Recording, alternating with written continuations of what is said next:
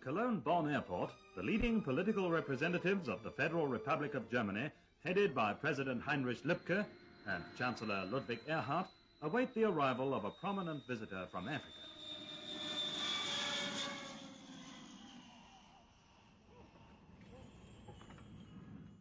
His Excellency Aden Abdulle Osman, President of the Somali Republic, pays a state visit to the free part of Germany in order to hold personal talks designed to strengthen the fruitful political, economic and cultural relations between the two countries. After a cordial welcome, at which members of the Somali embassy are also present, the national anthems of these two friendly powers are played.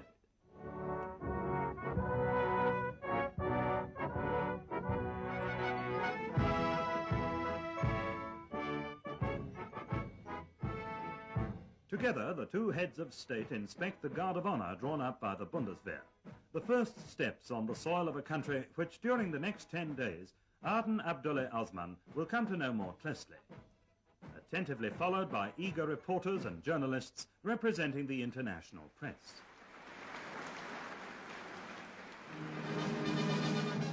On the day of his arrival, the illustrious visitor, escorted by a police motorcycle unit, calls at the Palais Schaumburg in Bonn, the official residence of the Federal Chancellor.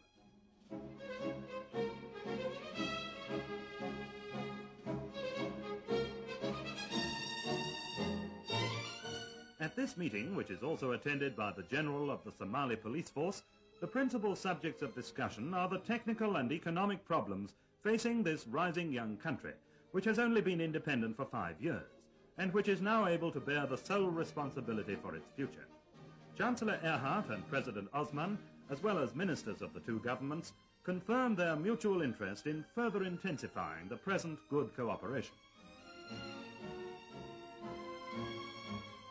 The visit of the African head of state to the German federal president and Frau Wilhelmine Lübke is marked by a spirit of mutual esteem.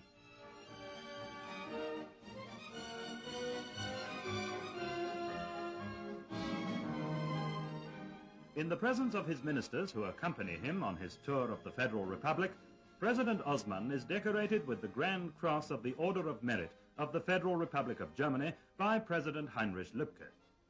The German president is honored by the award of the Order of the Somali Star, presented to him by his African guest.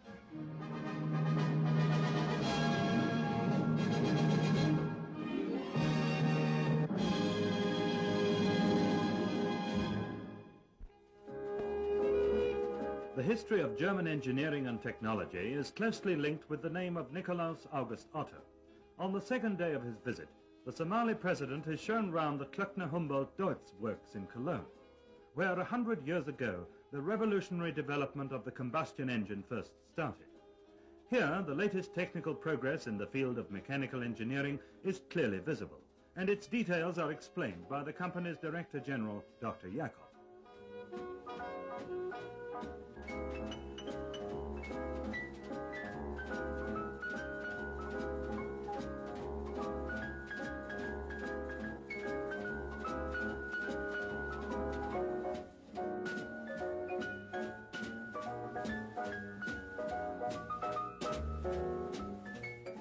President Osman displays keen interest especially in those heavy vehicles that could help to accelerate the building of roads and industries in his country, which is twice the size of the Federal Republic, and which could be used to great advantage in the extensive agricultural areas of Somalia.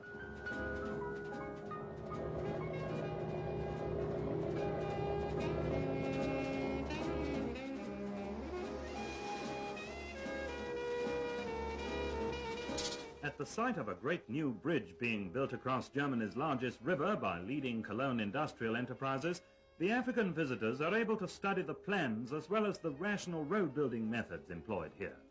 These are of vital importance in order to keep the ever-increasing traffic in the Federal Republic on the move.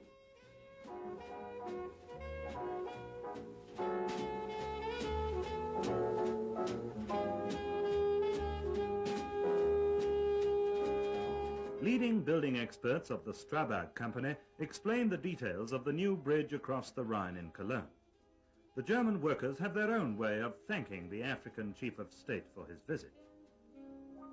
The next day, The destination of the special train placed at the disposal of the African visitors by the Federal Railways is Wolfsburg, a town that has become the symbol of the Federal Republic as the world's second largest producer of motor vehicles. The Volkswagen factory, with its 48,000 employees, awaits President Osman.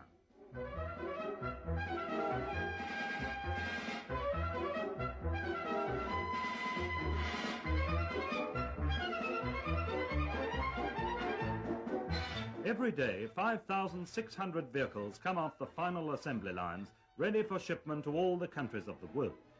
Their route to the principal German seaports is followed by the representatives of the Somali Republic to the ancient Hansa town of Bremen.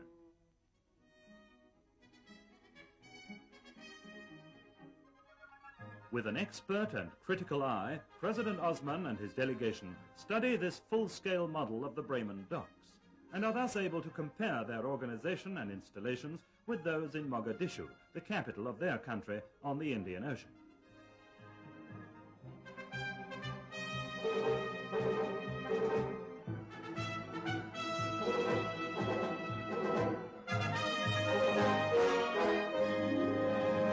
Bremen also becomes the scene of a cordial meeting with fellow countrymen from distant Africa.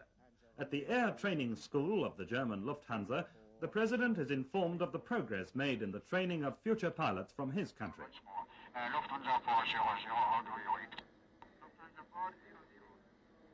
Roger, V-line 142 is clear. Time now 4-5. Over.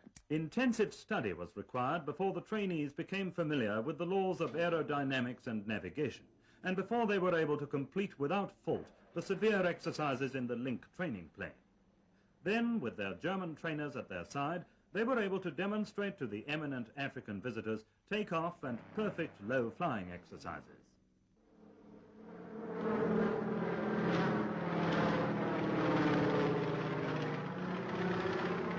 At Bremen Airport, these future pilots of Somalia bid farewell to their president, happy in the knowledge that they have passed their test. Then the head of state of the Somali Republic boards a special plane for the flight to Berlin, the old capital of Germany, where he will be confronted with the political reality of divided Germany. This is a map of Germany. The communists have divided this country into two parts by a strongly fortified frontier which is 865 miles long. The Iron Curtain is designed to seal off the entire communist bloc in East Europe from the free world. Berlin, the capital of Germany, is divided into two parts by the wall built by the communist rulers in East Berlin. This wall of shame separates parents from children, brothers from sisters.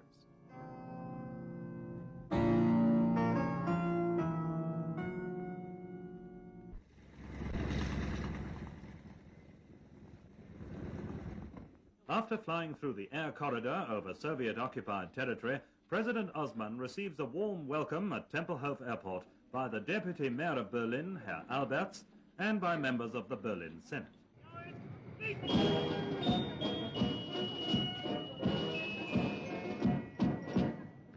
West Berlin receives the visitor from Africa with optimism and animation, with the pulsating traffic of a newly risen metropolis.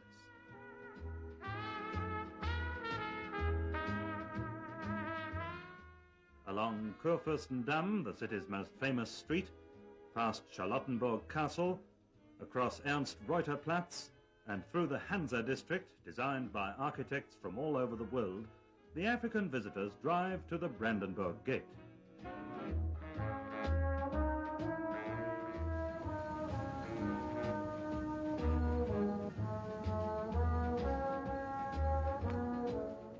This symbol of national consciousness today signifies the unnatural division of Germany.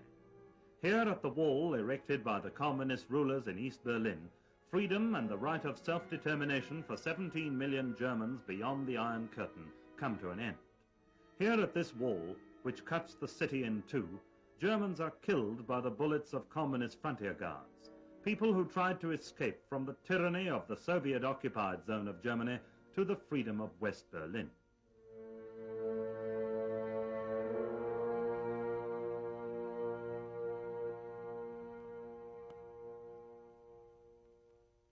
In the variety of meetings and impressions, the visit to Garmisch-Partenkirchen will doubtless remain as a treasured memory, recalling the peaceful atmosphere of a small South German town, which is also a center of international tourism. It's situated in Bavaria, on the northern edge of the Alps, and nearly 600 miles from Berlin. The gondola of a cable railway carries the guests from equatorial Africa to the top of the Zugspitze, 9,700 feet above sea level, and Germany's highest mountain.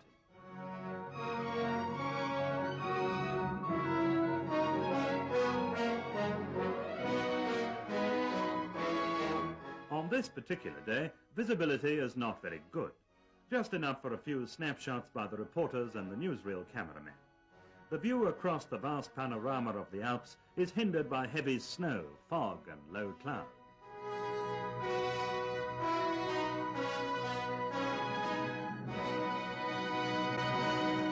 Munich, the capital of Bavaria, makes up for it, however, and presents itself to President Osman and his delegation with all the signs of the commencement of spring. Past some fine examples of Baroque and classical architecture, through the busy streets of a city which has become the home of outstanding scientists and artists, and which at the start of the university semester attracts 23,000 students, and on to Group, to the Bavarian Institute for Cattle Breeding. The Minister of Agriculture, Dr. Hundhammer, welcomes the Somali President and escorts him through the extensive grounds and modern research institutes.